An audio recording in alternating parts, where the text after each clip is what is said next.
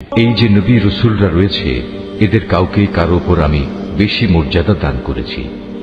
এদের মধ্যে এমনও কেউ ছিল যাদের সাথে আল্লাহ তাআলা কথা বলেছেন এবং এর মাধ্যমে কারো মর্যাদা তিনি বাড়িয়ে দিয়েছেন। আমি মরিয়মের ছেলে ঈসাকে কতিপয় উজ্জ্বল নিদর্শন দিয়েছিলাম, অতঃপর পবিত্র রূহের মাধ্যমে তাকে আমি সাহায্য করেছি। আল্লাহ তাআলা চাইলে তাদের আগমনের পর যাদের কাছে এসব উজ্জ্বল নিদর্শন এসেছে তারা কখনো মারামারিতে লিপ্ত হতো না, কিন্তু রসুলদের পর তারা দলে উপদলে বিভক্ত হয়ে গেল।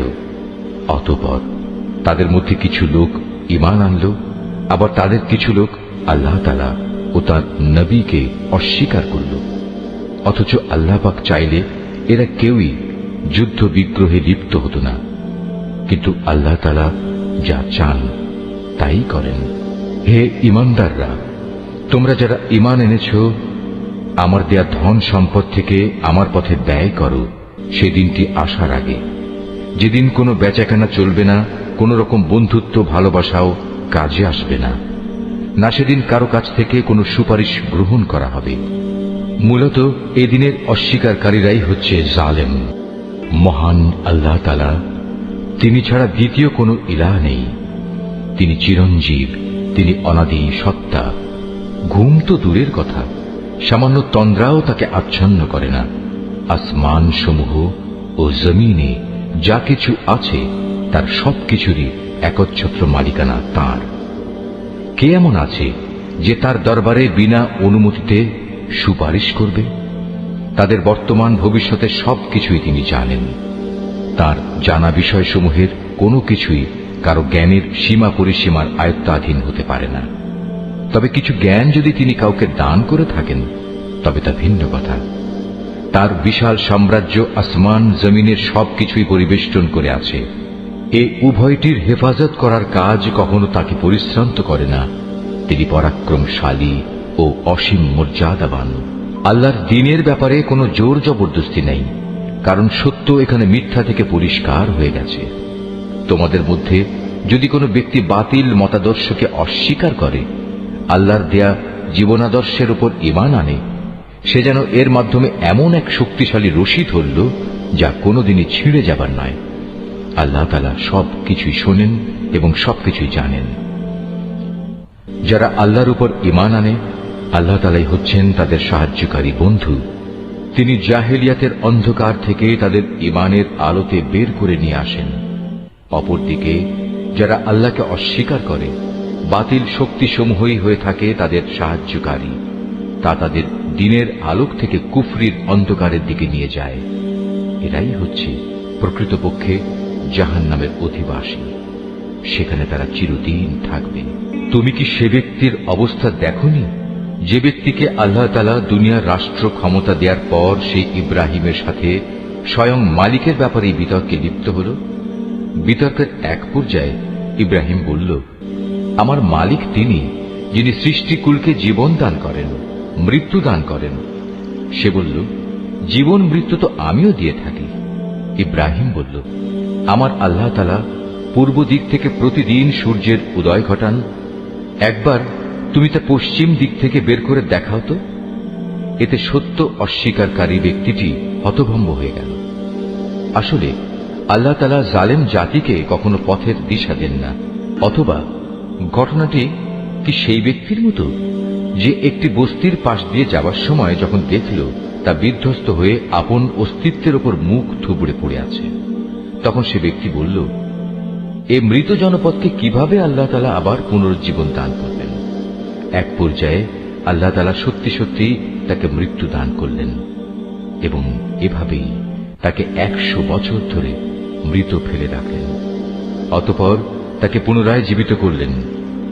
এবার জিজ্ঞেস করলেন, বলতে পারো তুমি কতকাল মৃত অবস্থায় কাটিয়েছ? সে বলল, আমি একদিন কিংবা একদিনের কিছু অংশ মৃত অবস্থায় কাটিয়েছি। আল্লাহ তাআলা বললেন, বরং এমনি অবস্থায় তুমি 100 বছর কাটিয়ে দিয়েছ। তাকিয়ে দেখো তোমার নিজস্ব খাবার ও পানীয়ের দিকে, দেখবে তা বিন্দুমাত্র পচেনি। তোমার গাধাটির দিকেও দেখো, তাও একই অবস্থায় আছে। আমি এসব এজন্যই দেখালাম যেন আমি তোমাকে মানুষদের জন্য পরকালীন জীবনের একটি জীবন্ত প্রমাণ হিসেবে উপস্থাপন করতে পারি। এই মৃত জীবের হাড় পাঁজরগুলোর দিকে তাকিয়ে দেখো, তুমি নিজেই দেখতে পাবে আমি কিভাবে তা একটার সাথে আরেকটা জোড়া লাগিয়ে নতুন জীবন দিয়েছি। অতঃপর কিভাবে তাকে আমি গোশতের পোশাক পরিয়ে দিয়েছি। অতএব এভাবে আল্লাহর দেখানো এ বিষয়টি যখন তার কাছে পরিষ্কার হয়ে গেল, তখন সে বলে উঠল, আমি এটা জানি, অবশ্যই আল্লাহ তাআলা সব কিছুর উপর ক্ষমতাবান। আরো স্মরণ করো যখন ইব্রাহিম বলল, হে মালিক, মৃতকে তুমি কিভাবে পুনরায় জীবিত করো তা আমাকে একটু দেখিয়ে দাও। আল্লাহ তাআলা বললেন, কেন, না দেখে কি তুমি বিশ্বাস করো না? ইব্রাহিম বলল, হ্যাঁ প্রভু, আমি বিশ্বাস করি, কিন্তু এর দ্বারা আমার মন একটু সান্ত্বনা পাবে, এই যা। আল্লাহ তাআলা বললেন, তুমি বরং এক কাজ করো, 4টি পাখি ধরে আনো, অতঃপর আস্তে আস্তে এই পাখিগুলোকে তোমার কাছে পোষ মানিয়ে নাও, যাতে ওদের নাম তোমার কাছে পরিচিত হয়ে যায়। তারপর তাদের শরীর কেটে কয়েক টুকরা ভাগ করো, তাদের কাটা এক একটি টুকরো এক একটি পাহাড়ের উপর রেখে এসো। অতঃপর ওদের সবার নাম ধরে তুমি ডাকো, দেখবে জীবন্ত পাখিতে পরিণত হয়ে ওরা তোমার কাছে দৌড়ে আসবে। তুমি জেনে রাখো, আল্লাহ তাআলা মহা শক্তিশালী, বিজ্ঞ, কুশলী। যারা নিজেদের ধন সম্পদ আল্লাহ তাআলার পথে খরচ করে, তাদের উদাহরণ হচ্ছে একটি বীজের মতো, যে বীজটি বপন করার পর তা থেকে একে একে 7টি শীষ বেরুল, আবার এর প্রতিটি শীষে রয়েছে 100 শস্য দানা। আসলে আল্লাহ তাআলা যাকে চান তাকে বহু গুণ বৃদ্ধি করে দেন। আল্লাহ তাআলা অনেক প্রশস্ত, অনেক বিজ্ঞ। যারা আল্লাহ তাআলার পথে নিজেদের ধন সম্পদ ব্যয় করে এবং ব্যয় করে তা প্রচার করে বেড়ায় না, খোঁটা দেয় না এবং কষ্টও দেয় না, এজন্য তাদের মালিকদের কাছে তাদের জন্য পুরস্কার সংরক্ষিত রয়েছে। শেষ বিচারের দিন এদের কোনো ভয় নেই, তাদের সেদিন দুশ্চিন্তাগ্রস্ত হতে হবে না।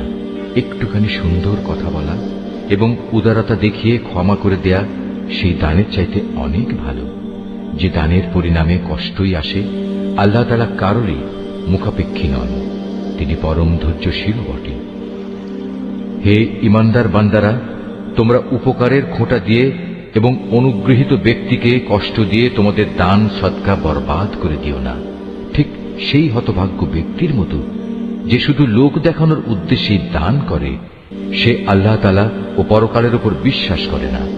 তার দানের উদাহরণ হচ্ছে যেন একটি মসৃণ শিলাখণ্ডের উপর কিছু মাটির আবরণ পড়ল, সেখানে মুষলধারে বৃষ্টিপাত হল, অতঃপর তা পাথরটিকে শক্ত করিয়ে রেখে গেল। দান খয়রাত করে তারা যা কিছু অর্জন করল, তা দিয়ে তারা কিছুই করতে পারল না।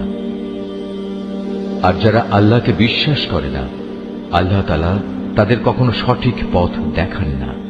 অপরদিকে যারা আল্লাহ তাআলার সন্তুষ্টির জন্য এবং নিজেদের মানসিক অবস্থা আল্লাহর পথে সুদৃঢ় রাখার জন্য নিজেদের ধন সম্পদ ব্যয় করে, তাদের উদাহরণ হচ্ছে যেন তা কোনো উঁচু পাহাড়ের উপত্যকায় একটি সুসজ্জিত ফসলের বাগান। যদি সেখানে প্রবল বৃষ্টিপাত হয়, তাহলে ফসলের পরিমাণ দ্বিগুণ হয়, আর প্রবল বৃষ্টিপাত না হলেও বৃষ্টির শিশির বিন্দুগুলোই ফসলের জন্য যথেষ্ট হয়। আল্লাহ তাআলা ভালো করে পর্যবেক্ষণ করেন তোমরা কে কি কাজ করো। তোমাদের কেউ কি চাইবে যে তার কাছে ফলে ফুলে সুশোভিত একটি বাগান থাকুক, যাতে খেজুর ও আঙুর সহ বিভিন্ন ধরনের ফলমূল থাকবে, তার তলদেশ দিয়ে আবার প্রবহমান থাকবে কতিপয় ঝর্ণাধারা, আর এর ফল ভোগ করার আগেই বাগানের মালিক বয়সের ভারে নুয়ে পড়বে এবং তার কিছু দুর্বল সন্তান থাকবে। এই অবস্থায় হঠাৎ করে এক আগুনে বাতাস এসে তার সব স্বপ্ন জ্বালিয়ে দিয়ে যাবে। এভাবেই আল্লাহ তাআলা তার নিদর্শনগুলো তোমাদের কাছে সুস্পষ্টভাবে বর্ণনা করেন, যাতে তোমরা আল্লাহ তাআলার এসব কথার উপর চিন্তা গবেষণা করতে পারো। হে ঈমানদার লোকেরা, তোমরা নিজেরা যা অর্জন করেছ সে পবিত্র সম্পদ এবং যা আমি জমিনের ভেতর থেকে তোমাদের জন্য বের করে এনেছি, তার থেকে একটি উৎকৃষ্ট অংশ আল্লাহর পথে ব্যয় করো। আল্লাহর জন্য এমন নিকৃষ্টতম জিনিসগুলো বেছে রেখে তার থেকে ব্যয় করো না, যা অন্যরা তোমাদের দিলে তোমরা তা গ্রহণ করবে না। অবশ্য যা কিছু তোমরা অনিচ্ছাকৃতভাবে গ্রহণ করো, তা আলাদা। তোমরা জেনে রেখো, আল্লাহ তাআলা তোমাদের দানের মুখাপেক্ষী নন, সব প্রশংসার মালিক তো তিনিই। শয়তান সব সময় তোমাদের অভাব অনটনের ভয় দেখাবে এবং সে নানাবিধ অশ্লীল কর্মকাণ্ডের আদেশ দেবে। আর আল্লাহ তাআলা তোমাদের তার কাছ থেকে অসীম বরকত ও ক্ষমার প্রতিশ্রুতি দিচ্ছেন এবং সেদিকেই তিনি তোমাদের ডাকছেন। আল্লাহ তাআলা প্রাচুর্যময় ও সম্যক অবগত। আল্লাহ তাআলা যাকে চান তাকে একান্তভাবে তার পক্ষ থেকে বিশেষ জ্ঞান দান করেন। আর যে ব্যক্তিকে আল্লাহ তাআলার সেই বিশেষ জ্ঞান দেওয়া হল, সে যেন মনে করে তাকে প্রচুর কল্যাণ দান করা হয়েছে। আর প্রজ্ঞা সম্পন্ন ব্যক্তি ছাড়া আল্লাহর এসব কথা থেকে অন্য কেউ কোনো শিক্ষায় গ্রহণ করতে পারে না। তোমরা যা কিছু খরচ করো আর যা কিছু খরচ করার জন্য মানত করো, আল্লাহ তাআলা অবশ্যই তা ভালো করেই জানেন। জালেমদের আসলেই কোনো সাহায্যকারী নেই। আল্লাহ তাআলা সন্তুষ্টির জন্য তোমরা যা কিছু দান করো, তা যদি প্রকাশ্যভাবে মানুষদের সামনে করো, তা ভালো কথা, তাতে কোনো দোষ নেই।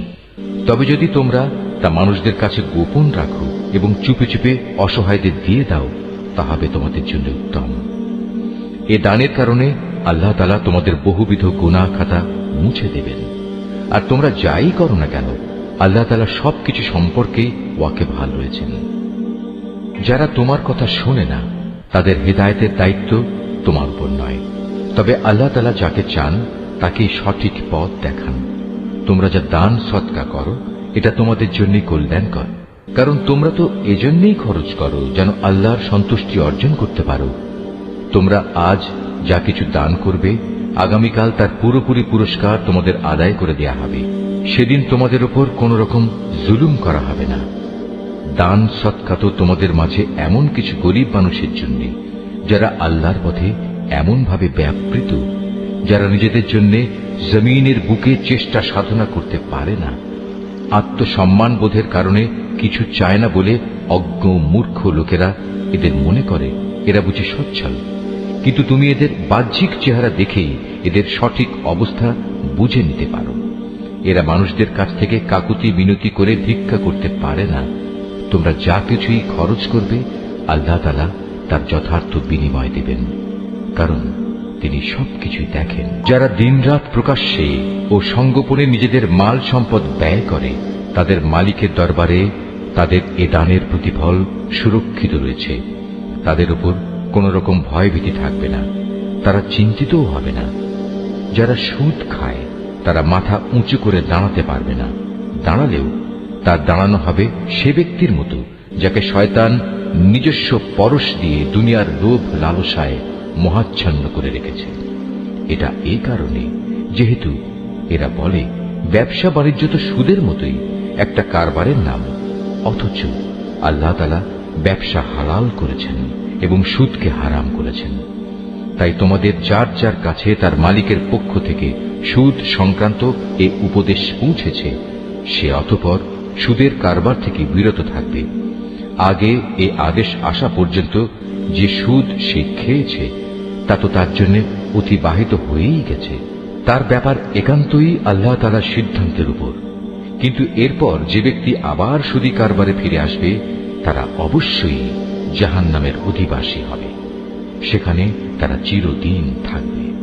আল্লাহ তাআলা সুদ নিশ্চিহ্ন করেন, অপরদিকে দান সৎকার পবিত্র কাজকে তিনি উত্তরোত্তর বৃদ্ধি করেন।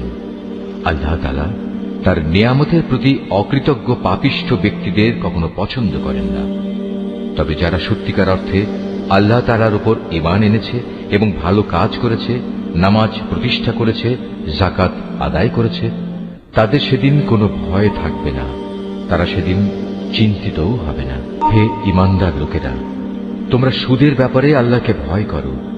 আগের সুদী কারবারের যেসব বকেয়া আছে তোমরা তা ছেড়ে দাও, যদি সত্যি তোমরা আল্লাহর উপর ঈমান আনো। যদি তোমরা এমনটি না করো, তাহলে অতঃপর আল্লাহ তাআলা ও তাঁর রাসূলের পক্ষ থেকে তোমাদের বিরুদ্ধে যুদ্ধের ঘোষণা থাকবে।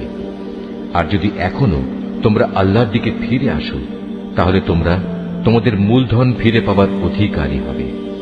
সুদী কারবার দ্বারা অন্যের উপর জুলুম করো না, তোমাদের উপরও অতঃপর সুদের জুলুম করা হবে না। সে ঋণ গ্রহীতা ব্যক্তি কখনো যদি অভাবগ্রস্ত হয়ে পড়ে তাহলে তার উপর চাপ দিও না, বরং তার সচ্ছলতা ফিরে আসা পর্যন্ত তাকে অবকাশ দাও। আর যদি তা মাফ করে দাও তাহলে তা হবে তোমাদের জন্য অতি উত্তম কাজ। যদি তোমরা ভালোভাবে জানো তাহলে তাই করো। সেদিনটিকে ভয় করো যেদিন তোমাদের সবাইকে আল্লাহর দিকে ফিরিয়ে নেওয়া হবে। সেদিন প্রত্যেক মানব সন্তানকে জীবনভর কামাই করা পাপ পুণ্যের পুরোপুরি ফলাফল দিয়ে দেয়া হবে। কারো ওপর সেদিন কোনো ধরনের জুলুম করা হবে না। হে ঈমানদার বান্দারা, তোমরা যখন পরস্পরের সাথে নির্দিষ্ট একটি সময়ের জন্য ঋণের চুক্তি করো তখন তা লিখে রাখো। তোমাদের মধ্যকার যে কোনো একজন লেখক সুবিচারের ভিত্তিতে এই চুক্তিনামা লিখে দেবে। যাকে আল্লাহ তাআলা লেখা শিখিয়েছেন সে যেন কখনো লিখতে অস্বীকৃতি না জানায়। লেখার সময় ঋণ গ্রহীতা লেখককে বলে দেবে কি কি শর্ত সেখানে লিখতে হবে। এ পর্যায়ে লেখককে অবশ্যই তার মালিক আল্লাহ তাআলাকে ভয় করা উচিত। চুক্তিনামা লেখার সময় লক্ষ্য রাখতে হবে তার কিছু যেন বাদ না পড়ে। যদি সে ঋণ গ্রহীতা অজ্ঞ, মূর্খ এবং সব দিক থেকে দুর্বল হয়, অথবা চুক্তিনামার কথাবার্তা বলে দেওয়ার ক্ষমতাই তার না থাকে, তাহলে তার পক্ষ থেকে তার কোনো অভিভাবক ন্যায়ানুগ পন্থায় বলে দেবে কি কি কথা লিখতে হবে। তদুপরি তোমাদের মধ্যে থেকে দুইজন পুরুষকে এ চুক্তিপত্রে সাক্ষী বানিয়ে নিও। যদি দুইজন পুরুষ একত্রে পাওয়া না যায় তাহলে একজন পুরুষ এবং দুজন মহিলা সাক্ষী হবে, যাতে করে তাদের একজন ভুলে গেলে দ্বিতীয়জন তাকে স্মরণ করিয়ে দিতে পারে। এমন সব লোকদের মধ্যে থেকে সাক্ষী নিতে হবে যাদের উভয় পক্ষ পছন্দ করবে। সাক্ষীদের যখন সাক্ষী প্রদানের জন্য ডাকা হবে তখন তারা তা অস্বীকার করবে না। লেনদেনের সময় পরিমাণ ছোট হোক কিংবা বড় হোক, দিনক্ষণ সহ তা লিখে রাখার ব্যাপারে অবহেলা করো না। এটা আল্লাহর কাছে ন্যায্যতর ও সাক্ষ্য দানের ক্ষেত্রে অধিক মজবুত ভিত্তির উপর প্রতিষ্ঠিত, এবং পরবর্তীকালে যাতে তোমরা সন্দিগ্ধ না হও তার সমাধানের জন্যও এটা নিকটতর পন্থা। যা কিছু তোমরা নগদ হাতে হাতে আদান প্রদান করো তা সব সময় না লিখলেও তোমাদের কোনো ক্ষতি নেই, তবে ব্যবসায়িক লেনদেনের সময় অবশ্যই সাক্ষী রাখবে। দলিলের লেখক ও চুক্তিনামার সাক্ষীদের কখনো তাদের মত বদলানোর জন্য কষ্ট দেয়া যাবে না। তারপরেও তোমরা যদি তাদের এ ধরনের যাতনা প্রদান করো তাহলে জেনে রেখো তা হবে তোমাদের জন্য একটি মারাত্মক গুনাহ। এ ব্যাপারে আল্লাহ তাআলা তোমাদের সব কিছুই শিখিয়ে দিচ্ছেন, কেননা আল্লাহ তাআলা সব কিছুই জানেন। যদি তোমরা কখনো সফরে থাকো এবং এ কারণে ঋণের চুক্তি লেখার মতো কোনো লেখক না পাও, তাহলে চুক্তি লেখার বদলে কোনো জিনিস বন্ধক রেখে দাও। যখন তোমাদের কোনো ব্যক্তি অপর ব্যক্তিকে কোনো বন্ধকি জিনিসের ব্যাপারে বিশ্বাস করে, এমতাবস্থায় যে ব্যক্তিকে বিশ্বাস করা হয়েছে তার উচিত সেই আমানত যথাযথ ফেরত দেয়া এবং আমানতের ব্যাপারে আল্লাহ তাআলাকে ভয় করা, যিনি তার মালিক। তোমরা কখনো সাক্ষ্য গোপন করো না। যে ব্যক্তি তা গোপন করে সে অবশ্যই অন্তরের দিক থেকে পাপিষ্ঠ সাব্যস্ত হয়। বস্তুত আল্লাহ তাআলা তোমাদের যাবতীয় কাজকর্মের ব্যাপারে সম্যক অবগত রয়েছেন। আসমান জমিনে যা কিছু আছে তা সবই আল্লাহ তাআলার জন্য। তোমরা তোমাদের মনের ভেতরে যা কিছু আছে তা যদি প্রকাশ করো কিংবা তা গোপন করো, আল্লাহ তাআলা একদিন তোমাদের কাছ থেকে এর পুরোপুরি হিসাব গ্রহণ করবেন। এরপর তিনি যাকে ইচ্ছা তাকে মাফ করে দেবেন, আবার যাকে ইচ্ছা তাকে তিনি শাস্তি দেবেন। আল্লাহ তাআলা সব কিছুর উপর ক্ষমতাবান। আল্লাহর রসূল সে বিষয়ের উপর ঈমান এনেছে যা তার উপর তার মালিকের পক্ষ থেকে নাযিল করা হয়েছে, আর যারা সে রসূলের উপর বিশ্বাস স্থাপন করেছে তারাও সে একই বিষয়ের উপর ঈমান এনেছে। এরা সবাই ঈমান এনেছে আল্লাহর উপর, তার ফেরেশতাদের উপর, তার কিতাব সমূহের উপর, তার রসূলদের উপর। তারা বলে, আমরা তার পাঠানো নবী রসূলদের কারো মাঝে কোন রকম পার্থক্য করি না। আর তারা বলে, আমরা তো আল্লাহর নির্দেশ শুনেছি এবং তা মেনেও নিয়েছি। হে আমাদের মালিক, আমরা তোমার ক্ষমা চাই এবং আমরা জানি আমাদের একদিন তোমার কাছেই ফিরে যেতে হবে। আল্লাহ তাআলা কখনো কাউকেই তার শক্তি সামর্থ্যের বাইরে কোনো কাজের দায়িত্ব চাপিয়ে দেন না। সে ব্যক্তির জন্য ততটুকু বিনিময় রয়েছে যতটুকু সে এ দুনিয়ায় সম্পন্ন করবে। আবার সে যতটুকু মন্দ দুনিয়ায় অর্জন করেছে তার উপর তার ততটুকু শাস্তি পতিত হবে। অতএব হে মোমেন ব্যক্তিরা, তোমরা এই বলে দোয়া করো, হে আমাদের মালিক, যদি আমরা কিছু ভুলে যাই, কোথাও যদি আমরা কোনো ভুল করে বসি, তার জন্য তুমি আমাদের পাকড়াও করো না। হে আমাদের মালিক, আমাদের পূর্ববর্তী জাতিদের উপর যে ধরনের বোঝা তুমি চাপিয়েছিলে তা আমাদের উপর চাপিও না। হে আমাদের মালিক, যে বোঝা বইবার সামর্থ্য আমাদের নেই তা তুমি আমাদের উপর চাপিয়ে দিও না। তুমি আমাদের উপর মেহেরবানি করো, তুমি আমাদের মাফ করে দাও, আমাদের উপর তুমি দয়া করো। তুমি আমাদের একমাত্র আশ্রয়দাতা বন্ধু। অতএব কাফেরদের মোকাবেলায় তুমি আমাদের সাহায্য করো। সূরা আলে ইমরান। রহমান রহিম আল্লাহ তাআলার নামে। আলিফ লাম মিম। মহান আল্লাহ তাআলা, তিনি ছাড়া অন্য কোনো মাবুদ নেই। তিনি চিরঞ্জীব, তিনি চিরস্থায়ী। তিনি সত্য দিন সহকারে তোমার উপর এই কিতাব নাজিল করেছেন, যা তোমার আগে নাজিল করা যাবতীয় কিতাবের সত্যতা স্বীকার করে, এবং তিনি তাওরাত ও ইনজিল নাজিল করেছেন মানব জাতিকে সঠিক পথ প্রদর্শনের জন্য। ইতিপূর্বে আল্লাহ তাআলা আরো কিতাব নাজিল করেছেন। তিনি হক ও বাতিলের মধ্যে ফয়সালা করার মানদণ্ড হিসেবে কোরআন অবতীর্ণ করেছেন। তা সত্ত্বেও যারা আল্লাহ তাআলার নিদর্শন সমূহকে অস্বীকার করবে তাদের জন্য রয়েছে কঠোর শাস্তি। আল্লাহ তাআলা অসীম ক্ষমতার মালিক, তিনি চরম প্রতিশোধ গ্রহণকারীও বটে। আল্লাহ তাআলার কাছে আকাশমালা ও ভূখণ্ডের কোনো তথ্যই গোপন নেই। তিনি তো সেই মহান সত্তা যিনি মায়ের পেটে থাকতেই তার ইচ্ছা মতো তোমাদের আকৃতি গঠন করেছেন। আসলেই আল্লাহ তাআলা ছাড়া দ্বিতীয় কোনো মাবুদ নেই। তিনি প্রচন্ড ক্ষমতাশালী এবং প্রবল প্রজ্ঞাময়। তিনি সেই মহান সত্তা। তিনি তোমার উপর এ কিতাব নাজিল করেছেন। এই কিতাবে দু ধরনের আয়াত রয়েছে। এর কিছু হচ্ছে সুস্পষ্ট দ্ব্যর্থহীন আয়াত, সেগুলি হচ্ছে কিতাবের মৌলিক অংশ। এছাড়া বাকি আয়াতগুলো হচ্ছে রূপক বর্ণনায় বর্ণিত মানুষের মাঝে যাদের অন্তরে বক্রতা রয়েছে।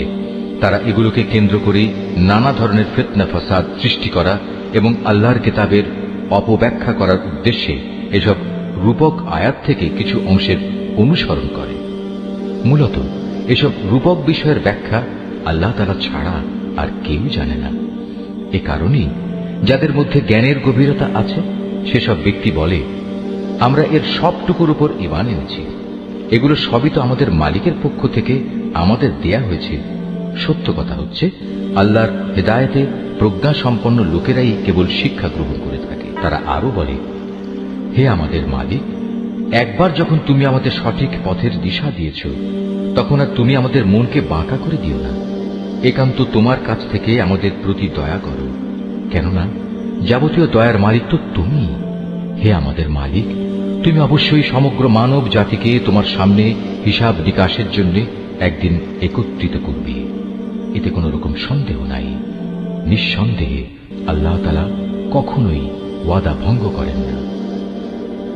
যারা আল্লাহ তাআলা ও তাঁর বিধান অস্বীকার করেছে তাদের ধন সম্পদ ও সন্তান সন্ততি আল্লাহর আযাব থেকে তাদের বাঁচানোর ব্যাপারে কোন উপকারে আসবে না। পরিণামে তারাই হবে জাহান্নামের ইন্ধন। তাদের পরিণতি হবে ফিরআউন ও তাদের পূর্ববর্তী নাফরমান জাতিসমূহের মতো। তারা আমার আয়াতসমূহ মিথ্যা প্রতিপন্ন করেছিল। অতএব তাদের অপরাধের কারণে আল্লাহ তাআলা তাদের শক্ত করে পাকড়াও করলেন। বস্তুত শাস্তি প্রয়োগে আল্লাহ তাআলা অত্যন্ত কঠোর। হে নবী, যারা আল্লাহকে অস্বীকার করে সেসব বিদ্রোহী কাফেরদের তুমি বলে দাও, অচিরেই তোমরা এই দুনিয়ায় লাঞ্ছিত পরাজিত হবে এবং পরকালে তোমাদের জাহান্নামের আগুনের কাছে জড়ো করা হবে। আর জাহান্নাম তা তো হচ্ছে অত্যন্ত নিকৃষ্ট অবস্থান। সে দল দুটোর মধ্যে তোমাদের জন্য শিক্ষণীয় কিছু নিদর্শন মজুদ ছিল, যারা বদরের সম্মুখ সমরে একে অপরের সামনাসামনি হয়েছিল। এদের মধ্যে এক বাহিনী লোক ছিল আল্লাহর দ্বীনের পথে, আর অপর বাহিনীটি ছিল অবিশ্বাসী কাফেরদের। এই সম্মুখ সমর তারা চর্মচক্ষু দিয়ে তাদের প্রতিপক্ষকে তাদের দ্বিগুণ দেখতে পাচ্ছিল। তারপরেও আল্লাহ তাআলা যাকে চান তাকে সাহায্য ও বিজয় দান করেন। এসব ঘটনার মাঝে সেসব লোকের জন্য অনেক কিছু শেখার আছে যারা অন্তর্দৃষ্টি সম্পন্ন। নারী জাতি, সন্তান সন্ততি, কাঁড়ি কাঁড়ি সোনা রূপা, পছন্দসই ঘোড়া, গৃহপালিত জন্তু ও জমিনের ফসল সব সময়ই মানব সন্তানের জন্য লোভনীয় করে রাখা হয়েছে। এসব হচ্ছে পার্থিব জীবনের ভোগের সামগ্রী মাত্র। স্থায়ী জীবনের উৎকৃষ্ট আশ্রয় তো একমাত্র আল্লাহ তাআলার কাছে রয়েছে। হে নবী, তুমি তাদের বলো, আমি কি তোমাদের এর চাইতে উৎকৃষ্ট কোনো বস্তুর কথা বলবো? হ্যাঁ, সে উৎকৃষ্ট বস্তু হচ্ছে তাদের জন্য যারা আল্লাহকে ভয় করে। এমন সব লোকদের জন্য তাদের মালিকের কাছে রয়েছে মনোরম জান্নাত, যার পাদদেশ দিয়ে প্রবাহমান থাকবে অগণিত ঝর্ণাধারা, এবং তারা সেখানে অনাদিকাল থাকবে। আরো থাকবে তাদের পূত পবিত্র সঙ্গী ও সঙ্গিনীরা। সর্বোপরি থাকবে আল্লাহ তাআলার অনাবিল সন্তুষ্টি। আল্লাহ তাআলা নিজ বান্দাদের কার্যকলাপের উপর সর্বদা সতর্ক দৃষ্টি রাখেন। যারা বলে, হে আমাদের মালিক, আমরা অবশ্যই তোমার উপর ঈমান এনেছি, অতঃপর আমাদের যা গুনাহখাতা হয়ে যায় তা তুমি মাফ করে দাও, এবং শেষ বিচারের দিন তুমি আমাদের জাহান্নামের আগুন থেকে বাঁচিয়ে দিও। এরা হচ্ছে ধৈর্যশীল এবং সত্যাশ্রয়ী। এরাই অনুগত এবং দানশীল। সর্বোপরি এরা হচ্ছে শেষ রাতে কিংবা উষা লগ্নে ক্ষমা প্রার্থনাকারী। আল্লাহ তাআলা স্বয়ং সাক্ষ্য দিচ্ছেন, তিনি ছাড়া অন্য কোনো মাবুদ নেই। ফেরেশতারা এবং জ্ঞানবান মানুষেরাও এই একই সাক্ষ্য দিচ্ছে। আল্লাহ তাআলাই একমাত্র ন্যায় ও ইনসাফ কার্যকর করেন। তিনি ছাড়া দ্বিতীয় কোনো মাবুদ নাই। তিনি পরাক্রমশালী, তিনি প্রজ্ঞাময়। নিঃসন্দেহে মানুষের জীবন বিধান হিসেবে আল্লাহ তাআলার কাছে ইসলামই একমাত্র গ্রহণযোগ্য ব্যবস্থা। যাদের আল্লাহর পক্ষ থেকে কিতাব দেওয়া হয়েছিল, তারা এই জীবন বিধান থেকে বিচ্যুত হয়ে নিজেরা একে অপরের প্রতি বিদ্বেষ ও হিংসার বশবর্তী হয়ে বিভিন্ন দলে উপদলে বিভক্ত হয়ে মতানৈক্যে লিপ্ত হয়ে পড়েছিল। তাও আবার তাদের কাছে আল্লাহর পক্ষ থেকে সঠিক জ্ঞান আসার পর যে ব্যক্তি আল্লাহর বিধান অস্বীকার করবে, তার জানা উচিত অবশ্যই আল্লাহ তাআলা দ্রুত হিসাব গ্রহণকারী। যদি এসব মানুষ তোমার সাথে এ ব্যাপারে কোনরূপ বিতর্কে লিপ্ত হয়, তাহলে তুমি তাদের বলে দাও, আমি এবং আমার অনুসারীরা সবাই আল্লাহর কাছে আত্মসমর্পণ করে নিয়েছি। অতঃপর যাদের আল্লাহর পক্ষ থেকে কিতাব দেওয়া হয়েছে এবং যারা কোনো কিতাব না পেয়ে মূর্খ থেকে গেছে, তাদের সবাইকে জিজ্ঞাসা করো, তোমরা কি সবাই আল্লাহর কাছে আত্মসমর্পণ করেছ? হ্যাঁ, তারা যদি জীবনের সর্বক্ষেত্রে আল্লাহর আনুগত্য মেনে নেয়, তাহলে তারা তো সঠিক পথ পেয়েই গেল। কিন্তু তারা যদি ঈমান থেকে মুখ ফিরিয়ে নেয়, তাহলে মনে রেখো, তোমার দায়িত্ব হচ্ছে কেবল আমার কথা পৌঁছে দেয়া। আল্লাহ তাআলা বান্দাদের কর্মকাণ্ড পর্যবেক্ষণ করছেন। নিঃসন্দেহে যারা আল্লাহর নাজিল করা নিদর্শন সমূহ অস্বীকার করে, যারা অন্যায়ভাবে নবীদের হত্যা করে এবং মানব জাতিকে যারা ন্যায় ও ইনসাফ মেনে চলার আদেশ দেয়, তাদের হত্যা করে, এদের তুমি এক কঠোর শাস্তির সুসংবাদ দাও। এদের অবস্থা হচ্ছে দুনিয়া আখিরাত উভয় স্থানেই এদের কর্ম ব্যর্থ নিষ্ফল হয়ে গেছে, আর এ কারণেই এদের কোথাও কোনো সাহায্যকারী থাকবে না। হে নবী, তুমি তাদের সম্পর্কে চিন্তা করে দেখেছ কি, যাদের আমার কিতাবের কিছু অংশ দেয়া হয়েছিল, অতঃপর তাদের যখন আল্লাহর কিতাবের সে অংশের দিকে ডাকা হলো যা তাদের মধ্যকার অমীমাংসিত বিষয়সমূহের মীমাংসা করে দেবে, তখন তাদের একদল লোক এ হেদায়েত থেকে মুখ ফিরিয়ে নিল। মূলত এরাই হচ্ছে সেসব লোক যারা আল্লাহর ফয়সালা থেকে পরান্মুখ থাকে। এটা এ কারণে যে এ নির্বোধ লোকেরা বলে, দোজখের আগুন আমাদের শরীর কখনো স্পর্শ করবে না, আর যদি একান্ত করেও তা হবে হাতে গোনা কয়েকটি দিনের ব্যাপার মাত্র। মূলত তাদের নিজেদের ধর্ম বিশ্বাসের মাঝে নিজেদের মন গড়া ধারণাই তাদের প্রতারিত করে রেখেছে। অতঃপর সেদিন অবস্থান কেমন হবে, যেদিন আমি সমগ্র মানব সন্তানকে একত্রিত করব, যেদিন সম্পর্কে কোনো দ্বিধা সন্দেহের অবকাশ নেই। সেদিন প্রত্যেক মানব সন্তানকেই তার নিজস্ব অর্জিত বিনিময় পুরোপুরি দিয়ে দেয়া হবে, এবং সেদিন কারো উপর বিন্দুমাত্র জুলুম করা হবে না। হে নবী, তুমি বলো, হে রাজাধিরাজ মহান আল্লাহ, তুমি যাকে ইচ্ছা তাকে সাম্রাজ্য দান করো, আবার যার কাছ থেকে চাও তা কেড়েও নিয়ে যাও। যাকে ইচ্ছা তুমি সম্মানিত করো, যাকে ইচ্ছা তুমি অপমানিত করো। সব রকমের কল্যাণ তো তোমার হাতেই নিবদ্ধ। নিশ্চয়ই তুমি সবকিছুর উপর একক ক্ষমতাবান। তুমি রাতকে দিনের মাঝে সামিল করো, আবার দিনকে রাতের ভেতর সামিল করো। প্রাণহীন বস্তু থেকে তুমি যেমন প্রাণের আবির্ভাব ঘটাও, আবার প্রাণহীন অসাড় বস্তু বের করে আনো প্রাণ সর্বস্ব জীব থেকে, এবং যাকে ইচ্ছা তুমি বিনা হিসেবে রিজিক দান করো। ইমানদার ব্যক্তিরা কখনো ইমানদারদের বদলে অবিশ্বাসী কাফেরদের নিজেদের বন্ধু বানাবে না। যদি তোমাদের কেউ তা করে, তবে আল্লাহর সাথে তার কোনো সম্পর্কই থাকবে না। হ্যাঁ, তাদের কাছ থেকে কোনো আশঙ্কা থাকলে তোমরা নিজেদের বাঁচাতে গেলে ভিন্ন কথা। আল্লাহ তাআলা তো বরং তার নিজের ব্যাপারেই তোমাদের ভয় দেখাচ্ছেন বেশি, কারণ তোমাদের আল্লাহর কাছেই ফিরে যেতে হবে। হে নবী, তুমি বলো, তোমরা তোমাদের মনের ভেতর কিছু গোপন করে রাখো কিংবা তা সবার সামনে প্রকাশ করে দাও, তা আল্লাহ তাআলা ভালোভাবে অবগত হন। আসমান, জমিন ও এর আভ্যন্তরীণ সবকিছু তিনি জানেন। সর্বোপরি আল্লাহ তাআলা সৃষ্টি লোকের সবকিছুর উপর ক্ষমতাবান। তিনি সকল শক্তির আধার। যেদিন প্রত্যেকেই তার ভালো কাজ সামনে হাজির দেখতে পাবে, যে ব্যক্তির কৃতকর্ম খারাপ থাকবে সে সেদিন কামনা করতে থাকবে যে তার মধ্যে এবং বিচারের এই দিনটির মাঝে যদি দুস্তর একটা তফাৎ থাকত। আল্লাহ তাআলা তো তোমাদের তার ক্ষমতা ও শাস্তি থেকে ভয় দেখাচ্ছেন, কারণ আল্লাহ তাআলা তার বান্দাদের সাথে অত্যন্ত অনুগ্রহশীল।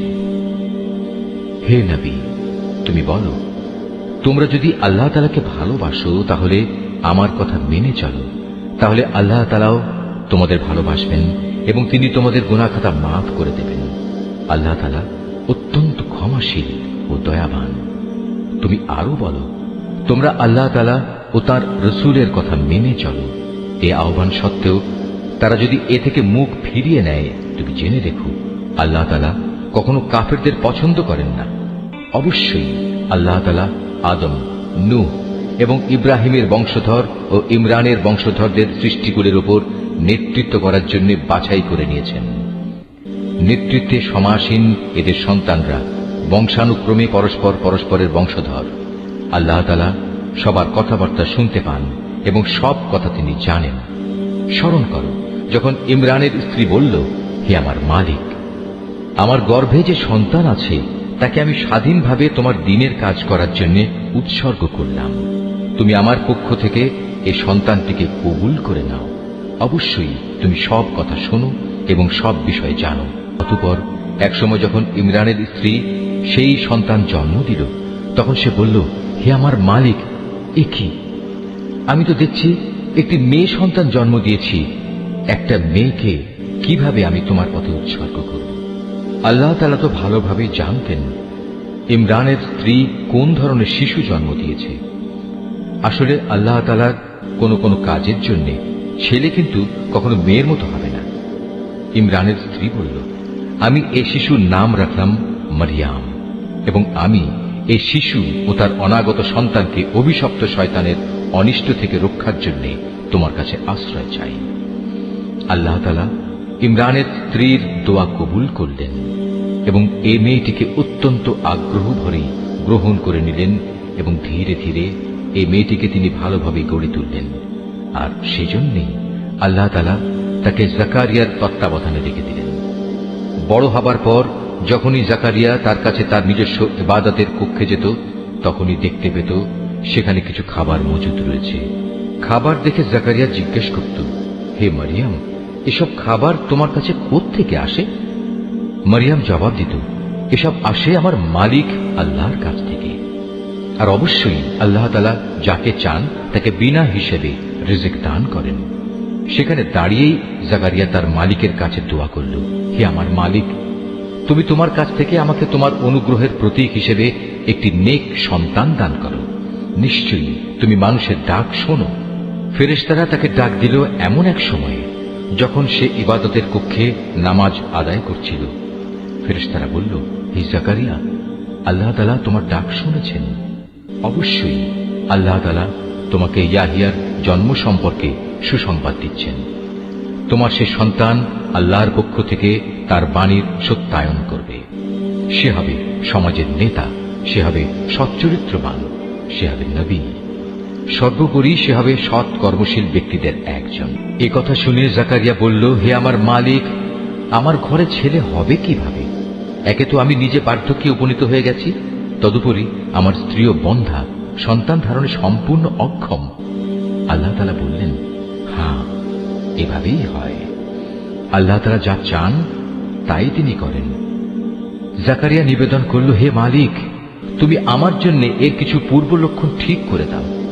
আল্লাহ তাআলা বললেন, হ্যাঁ, তোমার সে লক্ষণ হবে এই যে তুমি 3 দিন 3 রাত পর্যন্ত মানুষের সাথে ইশারা ইঙ্গিত ছাড়া কথাবার্তা বলবে না। এই অবস্থায় তুমি তোমার মালিককে বেশি বেশি স্মরণ করবে এবং সকাল সন্ধ্যায় তার পবিত্র নামসমূহের তসবিহ পাঠ করতে থাকবে। রুকু 5। অতঃপর মরিয়ম বয়প্রাপ্ত হল। আল্লাহর ফেরেশতারা যখন বলল, হে মরিয়ম, আল্লাহ তাআলা নিঃসন্দেহে তোমাকে একটি বিশেষ কাজের জন্য বাছাই করেছেন এবং এজন্য তোমাকে তিনি পবিত্র করেছেন এবং বিশ্বের নারীকুলের উপর তিনি তোমাকে সম্মানিত করেছেন।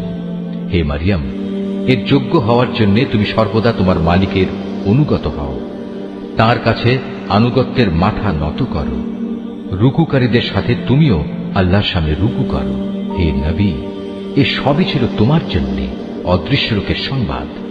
আমি এগুলো তোমাকে ওহির মাধ্যমে জানিয়েছি, নতুবা তুমি তো সেখানে তাদের পাশে হাজির ছিলে না, বিশেষ করে যখন ইবাদতখানার পুরোহিতরা মরিয়মের পৃষ্ঠপোষক কে হবে এটা নির্বাচনের জন্য ভাগ্যরেখায় কলম নিক্ষেপ করেছিল, আর তুমি তাদের ওখানে উপস্থিত ছিলে না যখন তারা বিতর্ক করছিল। অতঃপর ফেরেশতারা বলল, হে মরিয়ম, অবশ্যই আল্লাহ তাআলা তোমাকে একটি পুত্র সন্তানের জন্ম সংক্রান্ত নিজস্ব এক বাণীর সুসংবাদ দিচ্ছেন। তার নাম হবে মসীহ। সে পরিচিত হবে মরিয়মের পুত্র ঈসা হিসাবে। দুনিয়া আখিরাতের উভয় স্থানেই সে সম্মানিত হবে। সে হবে আল্লাহর সান্নিধ্যপ্রাপ্ত ব্যক্তিদের অন্যতম। সে দোলনায় থাকা অবস্থায় যেমন মানুষের সাথে কথা বলতে পারবে, পরিণত বয়সেও তেমনি ভাবে তাদের সাথে কথা বলবে। বস্তুত সে হবে নেককার মানুষদের একজন।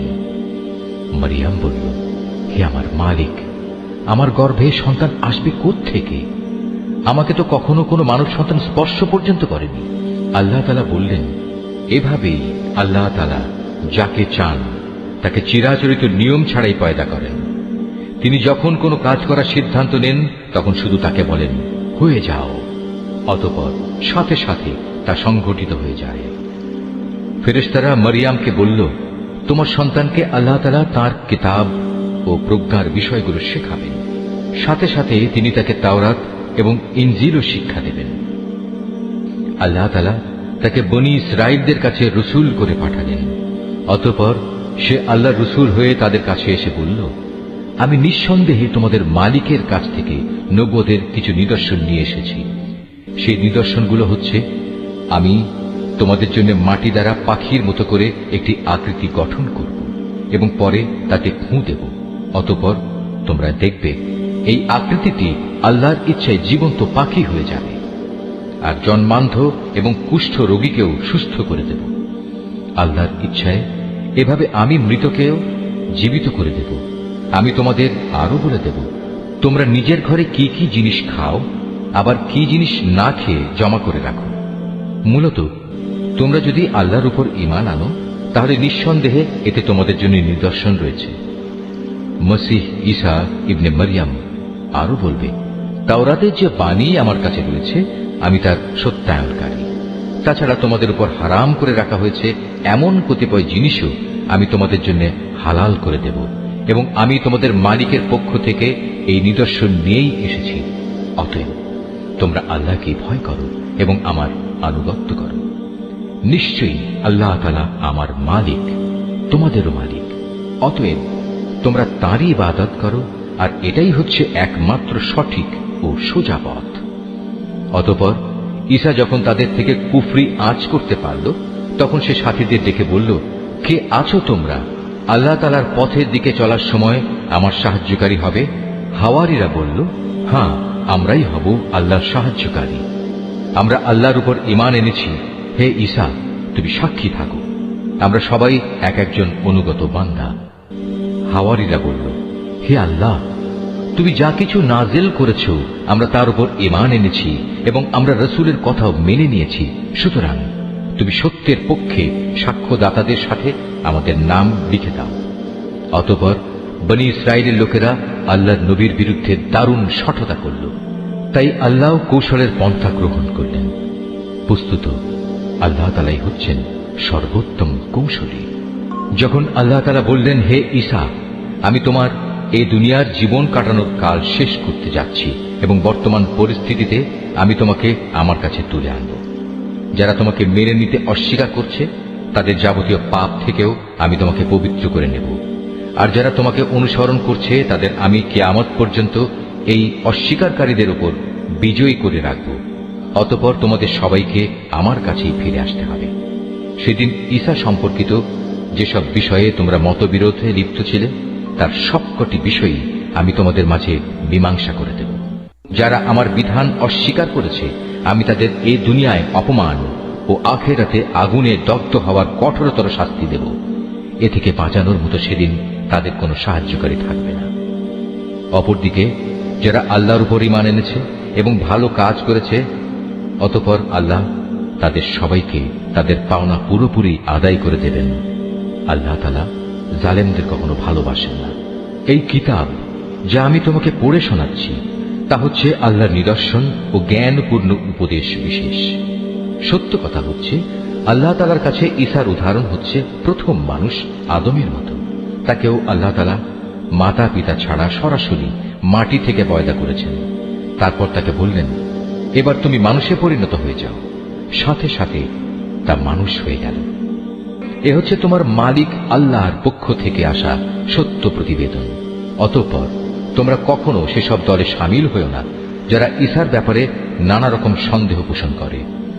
এ বিষয়ে আল্লাহর কাছ থেকে সঠিক জ্ঞান আসার পরও যদি কেউ তোমার সাথে খামোখা ঝগড়া বিবাদ ও তর্ক করতে চায় তাহলে তুমি তাদের বলে দাও, এসো আমরা সবাই এ ব্যাপারে একমত হই। আমরা আমাদের ছেলেদের ডাকবো এবং তোমাদের ছেলেদেরও ডাকবো, একইভাবে আমরা ডাকবো আমাদের নারীদের এবং তোমাদের নারীদেরও। সাথে সাথে আমরা আমাদের নিজেদের এবং তোমাদেরও একসাথে জড়ো হওয়ার জন্য ডাক দেব। অতঃপর সবাই এক জায়গায় জড়ো হলে আমরা বিনীতভাবে আবেদন করব, আমাদের মধ্যে যে মিথ্যাবাদী তার উপর আল্লাহর অভিশাপ বর্ষিত হোক। এ হচ্ছে সঠিক ও নির্ভুল ঘটনা। আল্লাহ তাআলা ছাড়া দ্বিতীয় কোনো মাবুদ নাই। নিঃসন্দেহে আল্লাহ তাআলা পরম শক্তিশালী ও প্রজ্ঞাময়।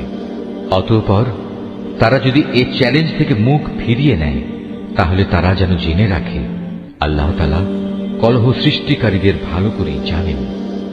হে নবী, তুমি বলো, হে কিতাবধারীরা, এসো আমরা উভয় একমত হই এমন এক কথায় যা আমাদের কাছে এক ও অভিন্ন, এবং সে কথাটি হচ্ছে আমরা উভয়ই আল্লাহ তাআলা ছাড়া অন্য কারো ইবাদত করব না এবং তার সাথে অন্য কিছুকে অংশীদার বানাবো না।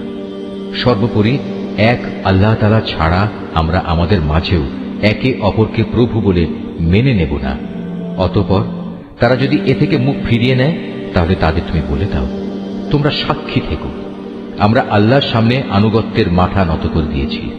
তুমি আরো বলো, হে কিতাবধারীরা, তোমরা ইব্রাহিম সম্পর্কে আমাদের সাথে অযথা কেন তর্ক করো, অথচ তোমরা জানো তাওরাত ও ইনজিল তার অনেক পরে নাজিল করা হয়েছে। তোমরা কি একথা বুঝতে পারছো না? হ্যাঁ, এর কয়েকটি বিষয়ে তোমাদের হয়তো কিছু কিছু জানাশোনা ছিল এবং সে বিষয়ে তো তোমরা তর্ক বিতর্কও করলে, কিন্তু যেসব বিষয়ে তোমাদের কোনো জ্ঞানই নেই সেসব বিষয়ে তোমরা বিতর্কে লিপ্ত হচ্ছে কেন? আল্লাহ তাআলাই তো সবকিছু জানেন, তোমরা কিছুই জানো না। সঠিক ঘটনা হচ্ছে ইব্রাহিম না ছিল ইহুদি না ছিল খ্রিস্টান, বরং সে ছিল একজন একনিষ্ঠ মুসলিম। সে কখনো মুশরিকদের দলভুক্ত ছিল না। মানুষদের ভেতর ইব্রাহিমের সাথে ঘনিষ্ঠতম সম্পর্কের বেশি অধিকার তো আছে সেসব লোকের যারা তার অনুসরণ করেছে। এই নবী ও তার উপর ঈমান আনয়নকারী হচ্ছে ইব্রাহিমের ঘনিষ্ঠতম ব্যক্তি। মূলত আল্লাহ তাআলা একমাত্র তাদেরই সাহায্যকারী পৃষ্ঠপোষক যারা তার উপর ঈমান আনে। এই কিতাবধারীদের একটি দল বিভ্রান্তি সৃষ্টি করে তোমাদের কোনো না কোনোভাবে পথভ্রষ্ট করে দিতে চায়, যদিও তাদের এ বোধটুকু নেই যে তাদের এসব কর্মপন্থা তাদের নিজেদের ছাড়া অন্য কোনো ব্যক্তিকেই পথভ্রষ্ট করতে পারবে না। হে কিতাবধারীরা, তোমরা জেনে বুঝে কেন আল্লাহর আয়াত ও তাঁর বিধান অস্বীকার করছ, অথচ এই ঘটনাসমূহের সত্যতার সাক্ষ্য তো তোমরা নিজেরাই বহন করছ। হে কিতাবধারীরা, কেন তোমরা হককে বাতিলের সাথে মিশিয়ে দিচ্ছ? এতে করে তোমরা তো সত্যকেই গোপন করে দিচ্ছ, অথচ এটা যে সত্যের একান্ত পরিপন্থী তা তোমরা ভালো করেই জানো। আহলে কিতাবদের মধ্যে থেকে একদল নির্বোধ তাদের নিজেদের লোকদের বলে, মুসলমানদের উপর যা কিছু অবতীর্ণ হয়েছে তোমরা সকালবেলায় তার উপর ঈমান আনো এবং বিকেলবেলায় গিয়ে তা অস্বীকার করো। এর ফলে তারা সম্ভবত ঈমান থেকে ফিরে আসবে। যারা তোমাদের জীবন বিধানের অনুসরণ করে এমন সব লোকজন ছাড়া অন্য কারো কথাই তোমরা মেনে নিও না। হে নবী, তুমি বলে দাও, একমাত্র হেদায়েত হচ্ছে আল্লাহর হেদায়েত। তোমরা একথা মনে করো না যে তোমাদের যে ধরনের ব্যবস্থা দেওয়া হয়েছে তেমন ধরনের কিছু অন্য কাউকেও দেয়া হবে এবং সে সূত্র ধরে অন্য লোকেরা তোমাদের মালিকের দরবারে তোমাদের বিরুদ্ধে কোন রকম যুক্তিতর্ক খাড়া করবে। হে নবী, তুমি তাদের বলে দাও, হেদায়েতের এ অনুগ্রহ তো আল্লাহর হাতেই। তিনি যাকে ইচ্ছা তাকেই তা দান করেন। আল্লাহ তাআলা বিশাল প্রজ্ঞা সম্পন্ন। নিজের দয়া দিয়ে তিনি যাকে ইচ্ছা তাকে হিদায়াতের জন্য খাস করে নেন। বস্তুত আল্লাহ তাআলা হচ্ছেন অসীম দয়া ও অনুগ্রহের মালিক। আহলে কিতাবদের মধ্যে এমন লোকও আছে, তুমি যদি তাদের কাছে ধন সম্পদের এক স্তূপ আমানত রাখো, তারা চাওয়া মাত্রই তা তোমাকে ফেরত দেবে। আবার এদের মধ্যে এমন কিছু লোকও আছে যাদের কাছে যদি একটি দিনারও তুমি রাখো, তারা তা তোমাকে ফিরিয়ে দেবে না। হ্যাঁ, যদি এজন্যে তোমরা তাদের উপর চেপে বসতে পারো তাহলে সেটা ভিন্ন। এটা এই কারণে যে এরা বলে, এই অইহুদি অশিক্ষিত লোকদের ব্যাপারে আমাদের উপর কোনো বাধ্যবাধকতা নেই। এভাবেই এরা বুঝে শুনে আল্লাহর উপর মিথ্যা কথা বলে। অবশ্য যে ব্যক্তি আল্লাহর সাথে সম্পাদিত প্রতিশ্রুতি রক্ষা করে চলে, অতঃপর সে ব্যাপারে সাবধানতা অবলম্বন করে, তাদের জন্য সুখবর হচ্ছে আল্লাহ তাআলা সাবধানী লোকদের খুব ভালোবাসেন। যারা নিজেদের আল্লাহর সাথে সম্পাদিত প্রতিশ্রুতি ও শপথ সমূহ সামান্য বৈষয়িক মূল্যে বিক্রি করে দেয়, পরকালে তাদের জন্য আল্লাহর পুরস্কারের কোনো অংশই থাকবে না। সেদিন এদের সাথে আল্লাহ তাআলা কোনো কথাবার্তা বলবেন না, এমনকি সেদিন আল্লাহ তাআলা তাদের দিকে তাকিয়েও দেখবেন না এবং আল্লাহ তাআলা তাদের পাক পবিত্রও করবেন না। সত্যি এদের জন্য রয়েছে কঠোর পীড়াদায়ক আযাব। এদের মধ্যে এমন কিছু লোকও আছে যারা কিতাবের কোনো অংশ যখন পড়ে তখন নিজেদের জিহ্বাকে এমনভাবে এদিক সেদিক করে নেয় যাতে তোমরা মনে করতে পারো যে সে সত্যিই বুঝি তা কিতাবের কোনো অংশ, কিন্তু তা কিতাবের কোনো অংশই নয়। তারা আরো বলে, এটা আল্লাহর কাছ থেকেই এসেছে, কিন্তু আসলে তা আল্লাহর কাছ থেকে আসা কিছু নয়। এরা জেনে শুনে আল্লাহর উপর মিথ্যা কথা বলে চলেছে। কোনো মানব সন্তানের পক্ষেই এটা সম্ভব নয় যে আল্লাহ তাআলা তাকে তার কিতাব, প্রজ্ঞা ও নবুয়ত দান করবেন। অতঃপর সে লোকদের ডেকে বলবে, তোমরা আল্লাহকে ছেড়ে এখন সবাই আমার বান্দা হয়ে যাও। বরং সে তো নবুয়ত প্রাপ্তির পর এ কথাই বলবে, তোমরা সবাই তোমাদের মালিকের বান্দা হয়ে যাও। এটা এই কারণে যে তোমরাই মানুষদের এই কিতাব শেখাচ্ছিলে এবং তোমরা নিজেরাও তাই অধ্যয়ন করছিলে। আল্লাহর ফেরেশতা ও তার নবীদের প্রতিপালক রূপে স্বীকার করে নিতে এ ব্যক্তি তোমাদের কখনো আদেশ দেবে না। একবার আল্লাহর অনুগত মুসলমান হবার পর সে কিভাবে তোমাদের পুনরায় কুফরির আদেশ দিতে পারে? আল্লাহ তাআলা যখন তার নবীদের কাছ থেকে প্রতিশ্রুতি নিয়েছিলেন তখন তিনি বলেছিলেন, এ হচ্ছে কিতাব ও তার ব্যবহারিক জ্ঞান কৌশল যা আমি তোমাদের দান করলাম। অতঃপর তোমাদের কাছে যখন আমার কোন রসূল আসবে যে তোমাদের কাছে রক্ষিত আগের কিতাবের সত্যায়ন করবে, তখন তোমরা অবশ্যই তার আনিত বিধানের উপর ঈমান আনবে এবং তাকে সাহায্য করবে। আল্লাহ তাআলা জিজ্ঞাসা করলেন, তোমরা কি এ কথার উপর আমার অঙ্গীকার গ্রহণ করেছ? তারা বলল, হ্যাঁ, আমরা মেনে চলার অঙ্গীকার করছি।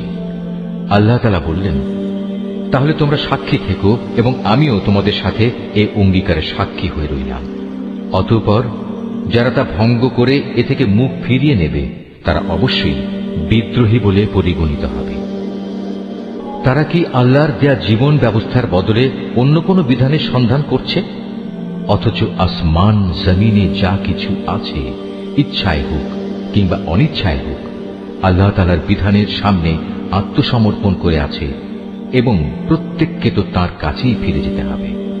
হে নবী, তুমি বলো, আমরা আল্লাহর উপর ঈমান এনেছি আমাদের উপর যা নাজিল করা হয়েছে তার উপর।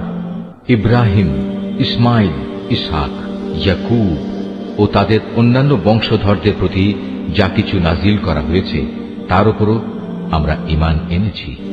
আমরা আরো ঈমান এনেছি মুসা, ঈসা এবং অন্য নবীদের তাদের মালিকের পক্ষ থেকে যা কিছু দেওয়া হয়েছে তার উপরও। আল্লাহর এ নবীদের কারো মাঝেই আমরা কোনো ধরনের তারতম্য করি না। মূলত আমরা সবাই হচ্ছি আল্লাহর কাছে আত্মসমর্পণকারী মুসলমান। যদি কেউ ইসলাম ছাড়া নিজের জন্য অন্য কোনো জীবন বিধান অনুসন্ধান করে তবে তার কাছ থেকে সে উদ্ভাবিত ব্যবস্থা কখনো গ্রহণ করা হবে না। পরকালে সে চরম ব্যর্থ হবে। বলো, যারা ঈমানের আলো পাওয়ার পর কুফরি করেছে, আল্লাহ তাআলা তাদের কিভাবে আবার আলোর পথ প্রদর্শন করবেন?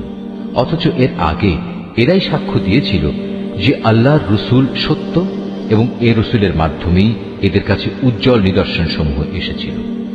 আসলে আল্লাহ তাআলা কখনো সীমা লঙ্ঘনকারী ব্যক্তিদের সঠিক পথ প্রদর্শন করেন না। এসব সীমা লঙ্ঘনজনিত কার্যকলাপের একমাত্র প্রতিদান হিসেবে তাদের উপর আল্লাহ তাআলা তাঁর ফেরেশতা ও অন্য সব মানুষের অভিশাপ বর্ষিত হবে। সে অভিশপ্ত স্থান হচ্ছে জাহান্নাম। সেখানে তারা অনাদিকাল ধরে পড়ে থাকবে। এক মুহূর্তের জন্যও তাদের উপর শাস্তির মাত্রা কমানো হবে না, না আযাব থেকে তাদের একটুখানি বিরাম দেওয়া হবে। তবে তাদের কথা আলাদা, যারা এসব কিছুর পর তওবা করেছে এবং তারপর নিজেদের সংশোধন করে নিয়েছে। আল্লাহ তাআলা অবশ্যই ক্ষমাশীল ও পরম দয়ালু। কিন্তু যারা একবার ঈমান আনার পর কুফরির পথ অবলম্বন করেছে, অতঃপর তারা এই বেঈমানি কার্যকলাপ দিন দিন বাড়াতেই থেকেছে, আল্লাহর দরবারে তাদের তওবা কখনো কবুল হবে না, কারণ এ ধরনের লোকেরাই হচ্ছে পথভ্রষ্ট। রুকু 10। এটা সুনিশ্চিত, যারা আল্লাহ তাআলাকে অস্বীকার করেছে এবং কুফরি অবস্থায় তাদের মৃত্যু হয়েছে, তারা যদি নিজেদের আল্লাহর আযাব থেকে বাঁচানোর জন্য এক পৃথিবী পূর্ণ স্বর্ণ মুক্তিপণ হিসেবে খরচ করে, তবু তাদের কারো কাছ থেকে তা গ্রহণ করা হবে না। বস্তুত এরাই হচ্ছে সেসব হতভাগ্য ব্যক্তি যাদের জন্য রয়েছে মর্মন্তুদ আযাব, আর সেদিন তাদের কোনো সাহায্যকারীও থাকবে না।